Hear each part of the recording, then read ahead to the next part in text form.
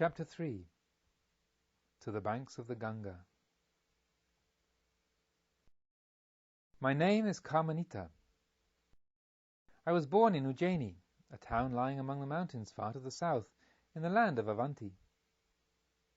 My father was a merchant and rich, though our family could lay claim to no special rank. He gave me a good education, and when of age to assume the sacrificial cord, I already possessed most of the accomplishments which befit a young man of position, so that people generally believed I must have been educated in Taxila at the great university. I could wrestle and fence with the best. My voice was melodious and well trained, and I was able to play the veena with considerable artistic skill. I could repeat all the verses of the Mahabharata by heart, and many others also. I was most intimately acquainted with the mysteries of poetic construction, and was myself able to write verses full of feeling and ingenious thought. I could draw and paint so that few surpassed me, and my originality in the art of arranging flowers was universally lauded. I attained an unusual mastery in the knowledge of the coloration of crystals, and furthermore could tell at sight from what place any jewel came. My parrots and minor birds I trained so that none spoke so well as they, and to all these accomplishments I added a thorough command of the game of chess, the wand game, archery, ball games of every description, riddles, and of flower games, so that it became, my friend, a proverbial saying in Ujjaini, talented as the young Kamanita. When I was 20 years old, my father sent for me one day and said, "My son, your education is now complete. It's time for you to see something of the world and begin your career as a merchant. A suitable opportunity has just offered itself. Within the next few days, our king will send an embassy to King Udena in Kosambi, which lies far to the north. There I have a friend named Panada. He and I have visited and stayed with each other at various times. He has frequently told me that in Kosambi there is good business to be done in the products of our land, particularly in rock crystals and in sandalwood powder, and also in artistic wickerwork and woven goods. I have always, however, shunned such business journeys, holding them to be too hazardous an undertaking on account of the many dangers of the road. But for anyone going there and back along with the embassy, there can be no danger whatsoever. So now, my son, we'd better go to the warehouse and inspect the 12 wagons with their teams of oxen and the goods which I've decided on for your journey. In exchange for these items, you're to bring back muslin from Benares and carefully selected rice, and that will be the beginning, and I trust a splendid one, of your business career. Then you will have the opportunity of seeing foreign countries with trees and gardens, landscapes and architecture other than your own, and other customs. And you will have daily contact with courtiers who are men of the highest station and of most refined aristocratic manners. All of this I consider will be a great gain, for a merchant must be a man of the world."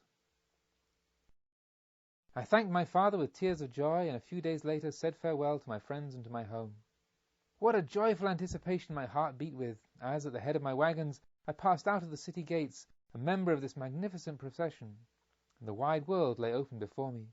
Each day of the journey was to me like a festival, and when the campfires blazed up in the evenings to scare away the panthers and the tigers, and I sat in the circle by the side of the ambassador with men of years and rank, it seemed to me that I was in some kind of wonderful fairyland. Through the magnificent forest regions of Vedisa, and over the gently swelling heights of the Vindhya mountains, we reached the vast northern plain, and there an entirely new world opened itself out before me, for I had never imagined that the earth could be so flat and so huge. It was about a month after our setting out that, one glorious evening, from a palm-covered hilltop, we saw 2 golden bands which, disengaging themselves from the mists of the horizon, threaded through the immeasurable acres of green beneath, and gradually approached each other until they became united in one broad zone. A hand touched my shoulder. It was the ambassador who had approached me unperceived. "Those, Kamanita, are the sacred river Yamuna and the divine Ganga, whose waters unite before our eyes." Involuntarily I raised my hands, palms together in reverence. "You do well to greet them in this way," my patron went on. "For if the Ganga comes from the home of the gods amid the snow-clad mountains of the north, and flows from the abode of the eternal, the Yamuna, on the other hand, takes its rise in lands known to far-distant heroic days, and its floods have reflected the ruins of Hastinapura, the city of elephants, and it washed the plain where the Pandavas and the Kauravas struggled for mastery, where Karna raged in his tent, where Krishna himself guided the steeds of Arjuna. But of all that I do not need to remind you. I know you are well versed in the ancient heroic songs. Often I have stood on that projecting tongue of land where the blue waves of the Yamuna roll onward side by side with the yellow waters of the Ganga, and blue and yellow have never mingled. Blue and yellow, warrior and Brahmin, over the great riverbed of caste, passing onward to eternity, approaching, uniting, forever side by side, forever two. Then it seemed to me that, blended with the rushing of the blue floods, I heard warlike sounds, the clash of weapons and the blowing of horns, the neighing of horses and the trumpeting of war elephants, and my heart beat faster, for my ancestors also had been there, and the sands of Kurukshetra drank their heroic blood. Full of admiration, I looked up to this man from the warrior caste, in whose family such memories lived. But then he took me by the hand and said, "Come, son, look at the goal of your first journey." He led me a few steps around some dense shrubbery that had, up until then, hidden the view to the east. As it flashed upon my vision, I gasped in admiration, for there, at a bend of the broad Ganga, lay the city of Kosambi, great and splendid in its beauty. With its walls and towers, its piled-up masses of houses, its terraces, quays, and bathing ghats lit by the setting sun, it really looked like a city of red gold, a city such as Benares had been until the unwholesome lives of its inhabitants changed it to stone and mortar, while the cupolas that were of real gold shone like so many suns. Columns of smoke, dark red-brown from the temple courts above, and light blue from the funeral pyres on the banks below, rose straight into the air. Carried aloft on these, as if it were a canopy, there hung over the whole a veil woven of the tenderest tints of mother of pearl, while in the background, flung forth in the wildest profusion, there flashed and burned every hue of heaven.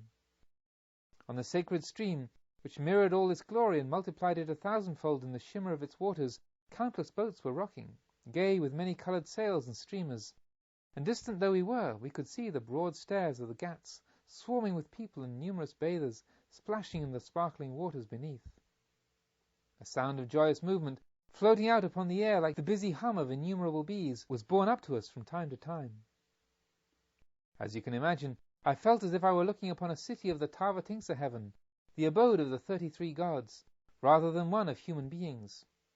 Indeed, the whole valley of the Ganga, with its luxuriant richness, looked to us men of the hills like paradise. And in truth, this very place, of all others upon earth, was indeed to become a paradise for me. That same night I slept under the hospitable roof of Panada, my father's old friend. Early on the following day I hurried to the nearest ghat and descended, with feelings which I cannot attempt to describe, into the sacred waters which should not only cleanse me from the dust of my journey, but also from my unwholesome karma as well. This was, owing to my youth, of no great gravity as yet. However, I filled a large bottle from the river to take home to my father. Unfortunately, it never came into his possession, as you will soon learn from my tale.